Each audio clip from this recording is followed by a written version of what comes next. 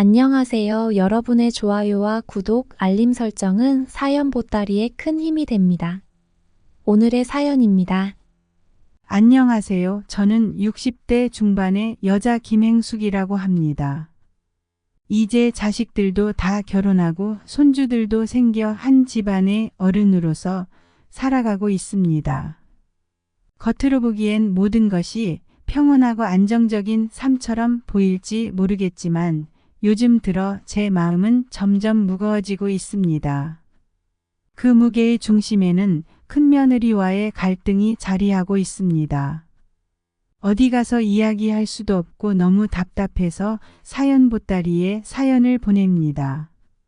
우리 며느리는 첫인상이 참 좋은 사람이었습니다. 착하고 배려심도 많고 큰며느리로 이만한 사람이 없겠다 싶었죠. 첫 만남부터 마음에 들었던 저는 이 아이가 우리 가족이 되길 바라며 생일이면 선물을 보내고 아들을 통해 용돈도 전하곤 했어요. 그렇게 아들과 며느리는 결혼을 했고 저희와도 잘 지냈었어요. 그런데 며느리와의 불편함의 시작은 출생 배경에서 비롯되었어요. 며느리는 어릴 적 부모님의 이혼 후 홀아버지 밑에서 자란 사람입니다. 하지만 문제는 그게 전부가 아니었습니다. 알고 보니 며느리는 어머니와 아버지가 정식 결혼식을 올리지 않은 상태에서 태어난 아이, 즉 사생아였습니다. 사실을 처음 알게 되었을 때 저는 충격을 받았습니다. 결혼 전에 알았더라면 결혼을 반대했을 겁니다. 우리 집안은 대대로 보수적이고 전통을 중시하는 가문입니다. 그래서 아들의 배우자가 될 사람의 출신을 중요하게 생각하는 것도 어쩌면 당연한 일이었죠. 그러나 아들은 그런 것에 전혀 개의치 않는 모습이었습니다. 어머니, 안 사람은 정말 좋은 사람이에요. 과거는 중요하지 않아요. 지금 우리가 함께 행복하게 살 수 있는지가 중요한 거잖아요. 아들은 이렇게 말하며 자신이 사랑하는 여자가 어떤 사람인지 설명하려고 애썼습니다. 아들의 말에는 확고한 결심과 진심이 담겨 있었습니다. 한편으로는 아들의 성숙한 모습을 보며 기특한 생각이 들었지만 마음 한구석에서는 불안감과 걱정이 떠나지 않았습니다. 결국 아들의 생각이 중요하니 저도 이해하려 했지만 제 마음속 갈등은 쉽게 해결되지 않았습니다. 며느리의 과거와 출신을 어떻게 받아들여야 할지 몰랐던 저는 자연스럽게 며느리와 거리를 두게 되었습니다. 명절이나 가족 모임이 있을 때마다 저는 며느리에게 지나치게 친절하지도 그렇다고 냉정하지도 않게 대했습니다. 적당히 예의를 지키면서도 감정적인 거리감을 두고자 했던 것이죠. 하지만 그런 중립적인 태도조차 며느리에게는 상처가 되었던 것 같습니다. 그 뒤로 며느리는 저에게 항상 조심스럽게 행동했습니다. 저에게 불편함을 주지 않으려는 노력이 눈에 보일 정도였습니다. 처음에는 그런 배려가 고마웠지만 시간이 지나면서 며느리의 조심스러운 태도가 오히려 저를 불편하게 만들기 시작했습니다. 자연스럽지 못한 그녀의 행동에 저 또한 자연스럽게 대할 수 없었고 그런 악순환이 반복되면서 우리 사이의 거리는 점점 더 멀어져만 갔습니다.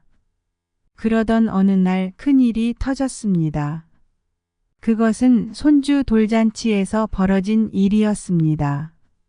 그날은 사실 모두가 기뻐해야 할 날이었습니다. 첫 손주의 돌잔치였으니 가족 모두가 함께 모여 축하하며 즐거운 시간을 보내야 했죠.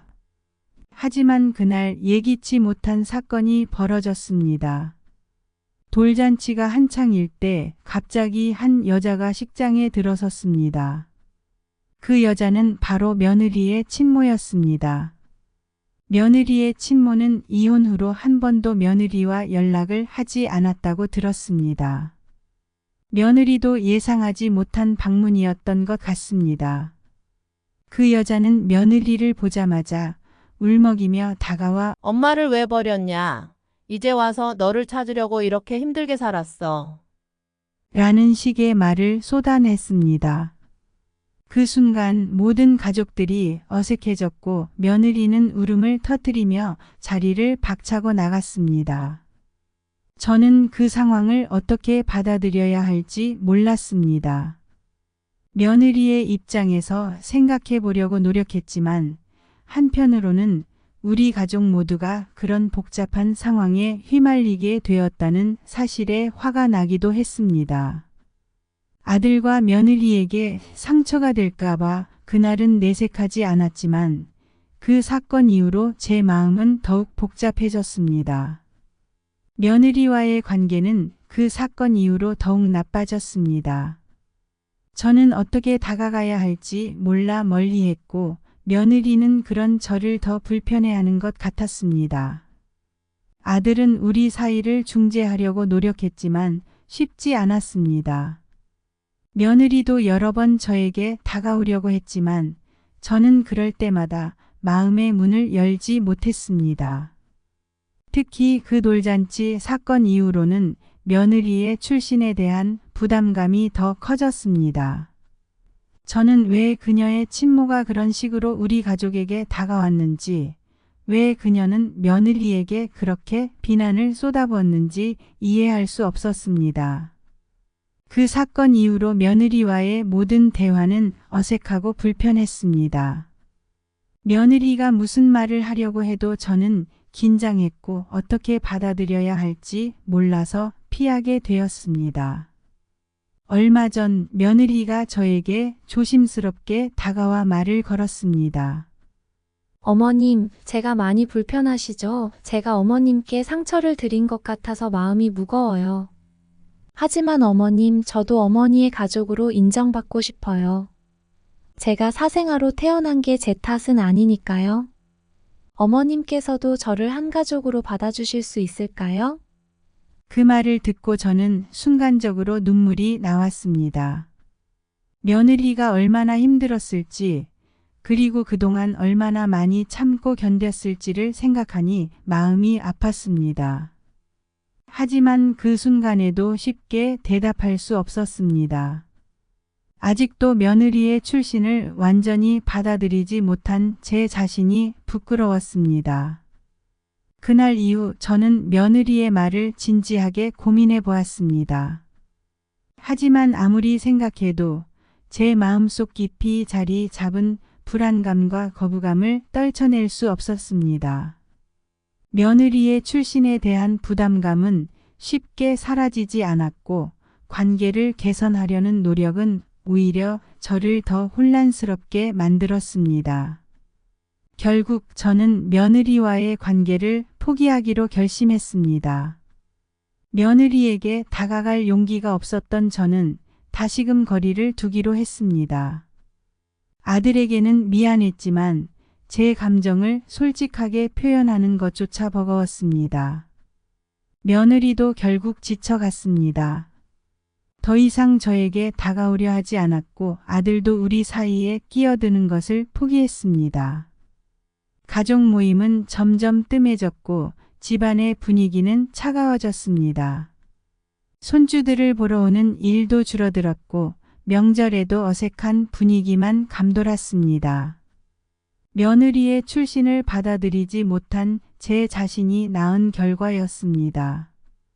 시간이 지나면서 저는 점점 더 외로워졌습니다. 가족들 사이에서 소외감을 느끼며 내가 잘못한 것은 아닐까 자책하기도 했습니다.